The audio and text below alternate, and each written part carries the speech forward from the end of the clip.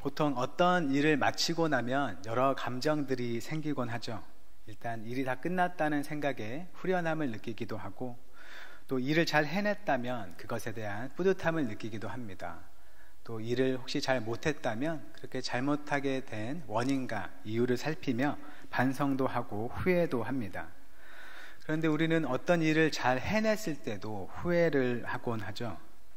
남들이 보기에는 일을 정말 잘 해내서 보람과 뿌듯함, 또 후련함만이 느껴질 것 같은데, 당사자로서는 남들이 알지 못하는 점에 대한 아쉬움을 느낄 때가 있습니다. 아마 한 해를 마무리하는 이때가 그럴 때일 것 같습니다. 다른 사람들이 보기에는 여러 일을 잘 해냈고, 또 그 일을 통해서 많은 것을 이뤘음에도 본인 스스로 한 해를 돌아보면 이보다 더 잘할 수 있었는데 하는 아쉬움을 느끼곤 하죠. 그런데 우리가 이미 잘 알다시피 우리는 어떤 일에 대해서 무한대로 노력할 수는 없습니다. 아무리 중요한 일이라 할지라도 그것에만 우리의 온 힘과 노력을 쏟을 수는 없는 게 우리 삶의 현실이라는 것이죠. 자식 교육이 중요하다고 해서 자기가 가진 모든 돈을 교육비에 쓰는 부모는 없을 것입니다.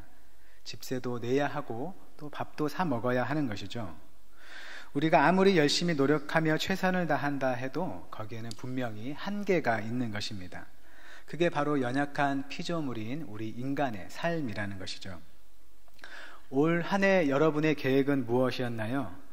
아마 가정에서는 좀 더 좋은 가족 구성원이 되기 위한 것이었을 수 있고, 또 사회에서는 좀 더 좋은 성과와 또 지위를 얻는 것이었을 수 있겠습니다. 또 교회에서는 하나님과 또 다른 성도들을 이전보다 더 섬기는 것이었을 수 있겠죠. 그렇다면 올 한 해 우리를 향한 하나님의 계획은 무엇이었을까요? 궁금하죠. 내가 내 삶에 대해 계획을 가진 것만큼 하나님께서도 내 삶을 향해 또 올 한 해를 향해 어떤 계획을 가지셨다면 그게 무엇이었을지 궁금합니다.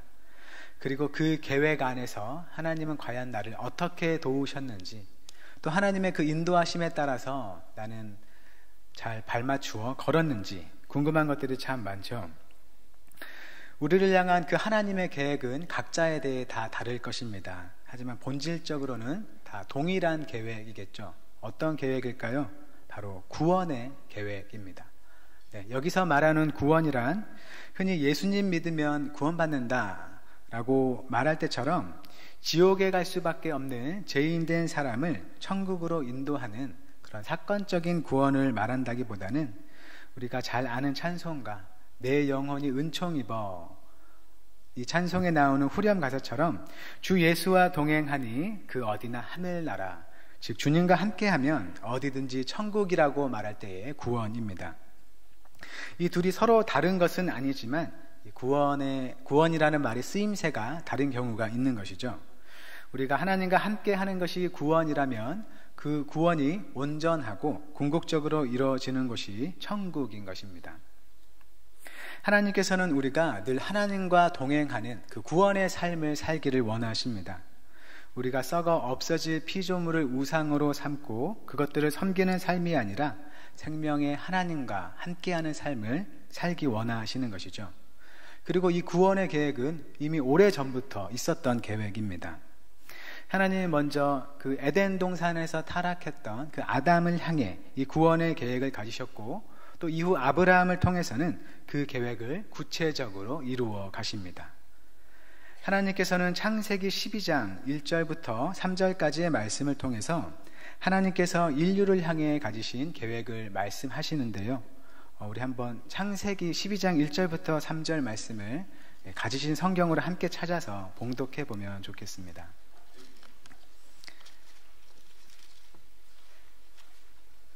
구약 성경 14쪽에 있습니다.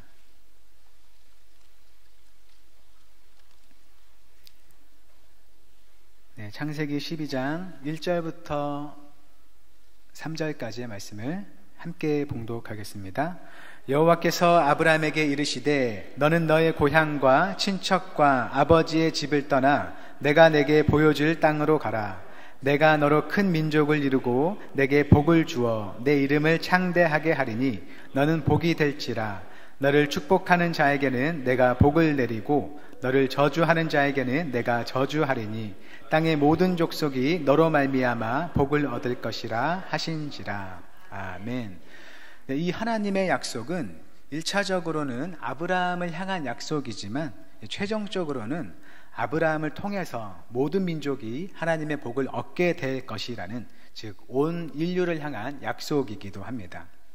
하나님의 이 약속과 계획이 펼쳐지는 것이 바로 성경의 이야기라는 것이죠. 그래서 우리는 이 성경에서 이스라엘을 향한 하나님의 계획을 볼 수 있을 뿐만 아니라 온 인류를 향한 하나님의 계획도 볼 수 있다는 것입니다. 또 한 민족을 향해 하나님께서 어떻게 행하시는지 뿐만 아니라 한 개인을 향해서 하나님이 어떻게 행하시는지도 볼 수 있는 것이죠. 한 민족의 이야기, 또 개인들의 이야기가 이 성경 안에 담겨 있는 것입니다. 그런데 이 이야기들에는 한 가지 특징이 있습니다. 바로 역설입니다. 이 성경 이야기들에는 언뜻 보면 이해되지 않는 그런 모순적인 상황들이 많이 있지만 그 안에 하나님의 진리와 은혜가 담겨 있다는 것이죠. 겉으로 보기에는 그저 고난과 핍박 속에 사는 것으로 밖에 보이지 않는데, 그럼에도 하나님이 주시는 복이 그에게 늘 넘친다고 말한다는 것입니다. 가령 사도 바울은 고린도 후서 6장 8절부터 10절까지의 말씀에서 그리스도의 사도된 자신을 이렇게 말합니다. 제가 발췌해서 봉독합니다. 우리는 속이는 자 같으나 참되고 무명한 자 같으나 유명한 자요, 근심하는 자 같으나 항상 기뻐하고 가난한 자 같으나 많은 사람을 부요하게 하고 아무것도 없는 자 같으나 모든 것을 가진 자로다.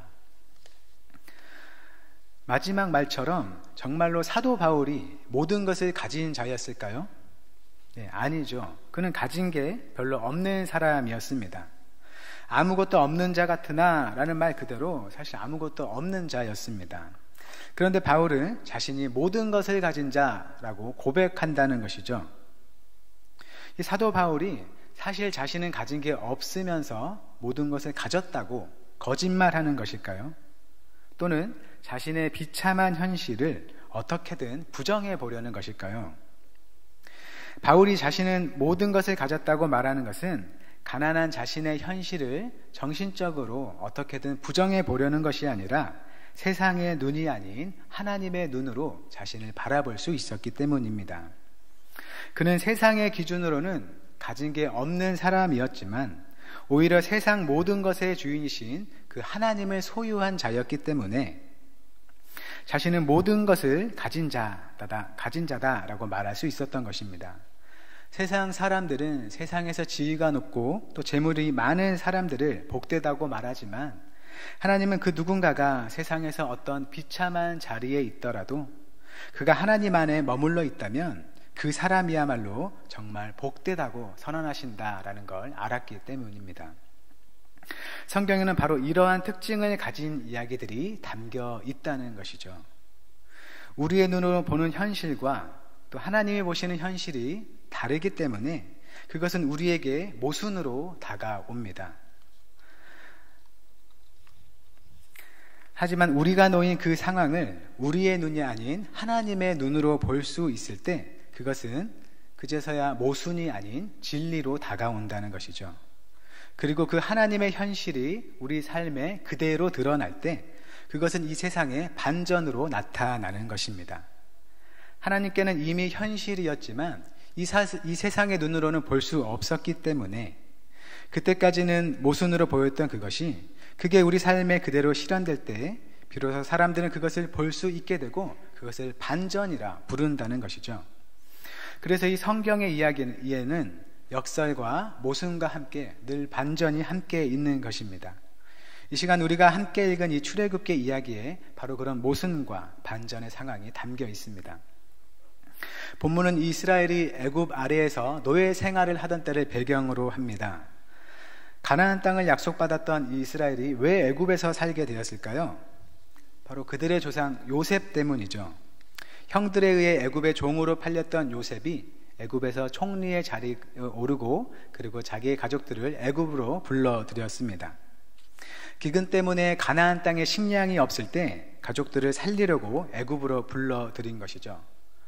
그리고 요셉 자세는 그렇게 된 일들에 대해서, 즉 자신이 종으로 팔리고 총리가 되고 또 자신의 온 가족이 애굽으로 오게 된 이 일에 대해서 하나님이 그들의 생명을 구원하시려는 이유였다고 고백합니다.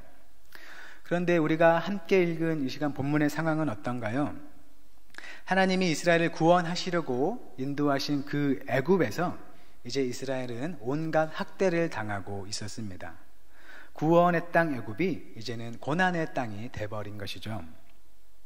그 옛날 이스라엘 가족이 이 요셉을 따라 애굽에 온 이후로 하나님께서는 그들에게 복을 주셔서 많은 자손을 얻게 하셨습니다.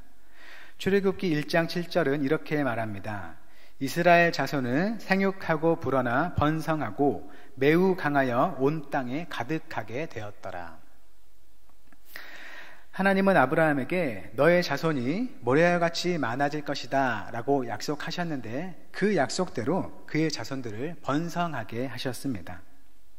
그런데 하나님이 아브라함과 약속하신 그 일을 성취해 가시는 일이 결국에 이스라엘에게 어떤 결과를 가져왔나요? 애굽 왕에게 두려움을 일으켜서 그가 이스라엘을 학대하는 결과를 가져왔습니다. 그래서 애굽 왕은 이 이스라엘 자손이 많아지는 것을 두려워한 나머지 그들을 계속해서 복속시키기 위해 그들이 하는 일을 더욱 힘들게 한 것이죠. 하나님께서 복을 주시는 일이 오히려 이스라엘에게는 고난을 가져온 것입니다. 하나님이 주시는 복 때문에 이스라엘이 고난을 겪게 되니 하나님께서 복 주시는 일을 그쳤을까요? 그렇지 않으셨습니다. 출애굽기 1장 12절 13절은 이렇게 말합니다. 그러나 학대를 받을수록 더욱 번성하여 퍼져나가니 애굽 사람이 이스라엘 자손으로 말미암아 근심하여 이스라엘 자손에게 이 일을 엄하게 시켜. 이스라엘이 복을 받아서 생육하고 번성하게 된 일 때문에 고난을 당했지만 그럼에도 하나님의 복은 그치지 않아서 학대를 받을수록 더욱 번성해서 퍼져나갔고 또 그럴수록 애굽 사람 역시 더욱 근심해서 이스라엘을 더욱 괴롭게 만들었습니다. 하나님이 하나님께 복을 받을수록 그들의 삶은 사실 더욱 괴로워지는 삶의 모순이 생겨난 것이죠. 애굽 왕은 이제 이스라엘을 고된 노동으로 억압하는 것을 넘어서 이스라엘 여인이 남자 아기를 출산하는 경우에는 아기를 죽이도록 이스라엘 산파에게 명령했습니다. 하지만 산파들은 애굽 왕보다 하나님을 더 두려워해서 그 남자 아기들을 살리게 되죠. 그리고 하나님의 복은 여전히 이스라엘에게 끊이지 않습니다. 출애굽기 1장 20절은 이렇게 말합니다. 하나님이 그 산파들에게 은혜를 베푸시니 그 백성은 번성하고 매우 강해지니라. 그렇게 애굽 왕이 산파들에게 막 태어난 남자 아기를 죽이도록 명령했지만 별 효과가 없었습니다.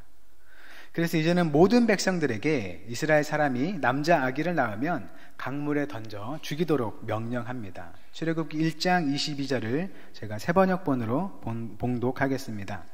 마침내 바로는 모든 백성에게 명령을 내렸다. 갓 태어난 히브리 남자아이는 모두 강물에 던지고 여자아이들만 살려두어라. 이렇게 이스라엘 남자아이가 태어나면 강물에 던지도록 애굽 왕이 명령을 내린 때가 바로 이 시간 함께 읽은 본문의 배경입니다.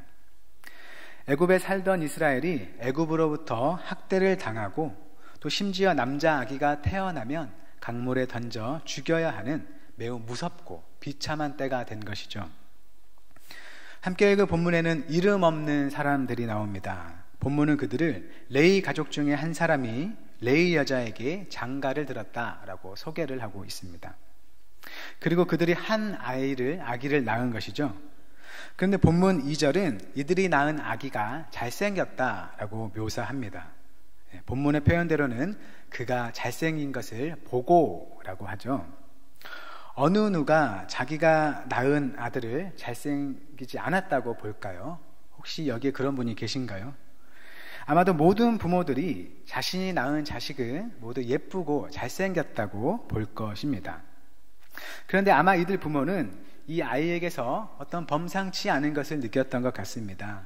아이가 단순히 외모상으로 잘생겼다고 나의 사랑을 듬뿍 담은 마음으로 볼 수 있게 되었다. 그런 정도가 아니라 아마 이 아이가 앞으로 하나님 앞에 귀하게 쓰임받을 게 아닌가라고 보는 것이죠.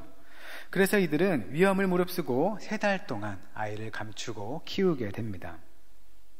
아이를 몰래 키우는 이 3달 동안이 아마 이 가족들에게는 살얼음판을 걷는 것과 같았을 것입니다. 아이가 우는 소리를 잘 감춰야 했고, 또 아이가 있지 않느냐는 주변의 물음에 아이가 없다고 거짓말을 했어야 했을 수도 있습니다. 하나님의 귀한 아이를 지켜야 한다는 그 사명감과 또 만약 들키면 큰 처벌을 받을 것이라는 불안감 속에서 지내야 했겠죠. 그렇게 이들은 최선을 다해서 아이를 키워보고자 했습니다. 그런데 3달 동안은 이 아기를 어떻게 숨겨보았지만 더 이상 아이를 숨길 수 없을 때가 된 것이죠. 더 이상 숨기려 했다가는 결국 발각돼서 아이는 물론이고 또 이 가족들까지 어떤 위험에 처할 수 있었습니다. 그들이 할 수 있는 최선이 한계에 다다른 것입니다. 결국 이들은 어떻게 하나요? 본문 3절입니다. 더 숨길 수 없게 되매 그를 위하여 갈대 상자를 가져다가 역청과 나무 진을 칠하고 아기를 거기 담아 나일 강가 갈대 사이에 두고.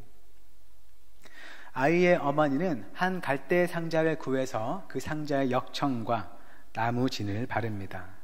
당시의 역청은 물을 막는 방수제로 쓰였다고 합니다. 즉 아이의 어머니는 이 갈대 상자에 역청과 나무 진을 발라서 이 상자가 물에 가라앉지 않도록 한 것이죠. 그렇게 아이의 어머니는 남자 아이를 낳으면 나일 강에 던져서 죽이라는 그 애굽 왕의 명령에 끝까지 저항하면서 아이가 나일 강에 가라앉지 않도록 최선을 다합니다. 그리고는 아이를 상자에 담아서 나일 강가 갈대 사이에 두었습니다. 이제 그녀는 무엇을 할 수 있을까요? 4절은 이렇게 말합니다. 그의 누이가 어떻게 되는지를 알려고 멀리 섰더니. 아이를 지키려 애를 썼지만 결국 이들 가족이 아이를 위해 할 수 있는 일은 멀리 서서 바라보는 것뿐이었습니다. 아이를 살리기 위해 애를 썼지만 이제 아이가 어떻게 되는지를 그저 멀리 서서 지켜볼 수밖에 없는 상황이 된 것이죠. 그들은 그들이 할 수 있는 일을 다 했고 더 이상 할 수 있는 게 없었습니다. 분명 아이의 어머니는 이 태어난 아이가 범상치 않다는 것을 느껴서 위험을 무릅쓰고 이 아이를 애써 키워보려 했지만 석 달을 키우는 동안 이 아이를 계속해서 키울 만한 하나님의 어떤 도우심은 없었고 또 이제 더 이상 할 수 있는 게 없었습니다. 그들이 할 수 있는 것은 그저 이 아이에게 앞으로 어떤 일이 일어날지를 바라보는 것뿐이었습니다. 우리가 살아가는 삶이 마치 이와 비슷합니다. 우리는 간혹 어떤 일이 우리가 바라는 대로 되지 않을 때 우리 자신의 노력을 탓할 때가 있습니다. 내가 좀 더 잘했더라면, 나에게 좀 더 능력이 있었더라면, 내가 좀 더 지혜로웠더라면 내가 바라는 그 목표를 이룰 수 있었을 텐데 하고 말입니다. 하지만 우리 삶은 단지 우리의 노력으로 또 우리의 재능으로만 이루어지지 않는다는 게 우리 모든 사람의 삶의 경험입니다. 우리가 아무리 노력을 한다 한들 그 최선에는 한계가 있고 그저 일이 어떻게 될지 바라볼 수밖에 없는 그 지점이 있다는 것이죠. 심지어 하나님의 일이라고 여겨지는 일에 있어서도 그 일을 할 만한 하나님의 능력과 은혜가 주어지지 않는 것처럼 느껴질 때도 있습니다. 나의 최선으로는 도무지 해결되지 않는 상황을 만난다는 것입니다. 그렇게 우리 삶에는 우리의 최선으로는 도저히 상황을 바꿀 수 없어서 본문의 이 아기의 가족들처럼 어떤 일에 대해 멀리 서서 바라볼 수밖에 없는 때가 있다는 것입니다. 이 아기의 가족들이 아기를 멀리서 바라볼 때 이제 이 아기에게 어떤 일이 일어나나요? 5절입니다. 바로의 딸이 목욕하러 나일 강으로 내려오고 시녀들은 나일 강가를 거닐 때에 그가 갈대 사이에 상자를 보고 시녀를 보내어 가져다가. 아기의 어머니가 이 아기를 갈대 상자에 띄었을 때, 갈대 상자를 나일 강에 띄었을 때 어떤 기대를 했을까요? 어떤 선한 사람이 이 상자를 건져서 아기를 발견하고 잘 키워줬으면 좋겠다라는 어떤 일말을 기대를 했겠죠. 그런데 본문에 등장하는 사람은 누구인가요? 바로 이스라엘에 갓 태어난 남자 아기를 죽이라고 명령한 그 애굽 왕의 딸이었습니다. 그 누구보다 애굽 왕과 가깝고 그래서 애굽 왕의 명령을 잘 실천할 것으로 예상되는 애굽 왕의 가족이었던 것이죠. 이 나일강으로 내려오는 애굽 왕의 딸을 발견한 이 아기 가족들의 심정은 어땠을까요? 그동안의 모든 수고가 물거품이 되었다고 생각했을 것입니다. 아기를 지키려 애쓴 모든 수고가 이제 끝이 났다고 생각을 했겠죠. 그들의 최선에도 어찌할 수 없는 이 상황에 대한 절망이 있었을 것입니다. 그런데 6절은 전혀 기대하지 못한 그 상황의 반전을 보여줍니다. 6절입니다. 열고 그 아기를 보니 아기가 우는지라 그가 그를 불쌍히 여겨 이르되 이는 히브리 사람의 아기로다. 애굽 왕의 딸이 상자를 열어 우는 아기를 보고 그를 불쌍히 여기는 것이죠. 심지어 이 아기가 히브리 사람의 아기, 즉 이스라엘의 남자 아기인지 알면서도 그렇게 불쌍히 여기는 것입니다. 아기 가족들이 전혀 예상하지 못했을 일이 일어난 것이죠. 아기의 누이는 이 상황을 놓치지 않고 이 애굽 왕의 딸에게 아기를 키울 방법을 제안합니다. 7절입니다. 그의 누이가 바로의 딸에게 이르되 내가 가서 당신을 위하여 히브리 여인 중에서 유모를 불러다가 이 아기에게 젖을 먹이게 하리이까. 이 아기의 누이는 애굽 왕의 딸에게 아기를 키울 이스라엘 여인을 구해 주겠다고 제안합니다. 애굽 왕의 딸은 이 소녀의 제안을 수락하고 이 아기가 자란 후에 이 아이를 자신의 양자로 삼게 됩니다. 그리고 이 애굽 왕의 딸은 이 아기의 이름을 내가 그를 물에서 건져내었다라는 의미로 모세라고 짓습니다. 이 일에 있어 하나님이 어떻게 행하셨다라는 구체적인 표현은 없지만 사람의 최선 너머에서 일하시는 그 하나님의 계획과 도우심을 우리에게 잘 보여주고 있습니다. 결국 모세는 그 자신의 이름대로 그를 죽이려는 물에서 건짐받은 자로서 오히려 애굽의 도움을 받아 살아가게 됩니다.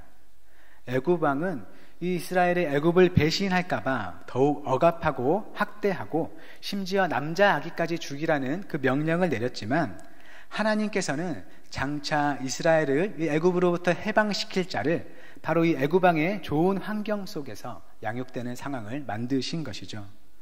당시 누가 하나님의 이런 일을 기대할 수 있었을까요? 성경의 이야기가 단지 이스라엘만의 이야기가 아니라 온 인류를 위한 이야기라면 본문의 이야기 역시 우리의 이야기라고 할 수 있습니다. 한 무명의 부부가 남자 아기를 낳고 또 그를 지키려 최선을 다한 이야기, 또 그들이 할 수 있는 최선에도 불구하고 아기는 결국 죽을 처지에 놓이게 된 이야기, 또 그러나 생각지도 못한 방식으로 아기가 살 수 있게 된 이야기였습니다. 본문 마지막을 보니 이 아기의 이름은 모세로 불리게 되고 또 모세의 부모의 이름은 이 출애굽기 6장에 가면 나오게 됩니다. 아버지는 아므람이고 어머니는 요게벳이라고 하죠. 이 출애굽기를 쓴 저자가 이야기를 서술할 때는 이미 이들의 이름을 알았을 텐데도 왜 굳이 이들을 레위 가족 중 한 사람, 또 레위 여자로 소개하며 이야기를 전개했을까요? 여러 이유가 있겠지만 한 가지는 이 이름 없는 자들을 향한 하나님의 관심과 도우심을 보여주려 한 게 아니었을까 추측해 봅니다. 아직 이름으로 소개되지 않는 사람들, 즉 이스라엘 역사에 있어서 아직 중요한 사람으로 드러나지 않는 때에도 하나님께서는 이들을 주목하시고 이들을 통해 하나님의 일을 이루어 가신다는 것이죠.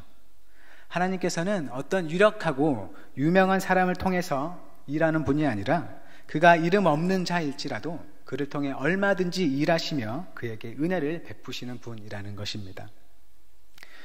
우리가 세상에서 어떤 힘을 가진 사람이 아닐지라도 또 교회에서 어떤 유력한 직분을 가진 사람이 아닐지라도 하나님께서는 그분의 선한 계획으로 우리와 함께 하시며 우리 가운데 주님의 일을 행하신다는 것입니다.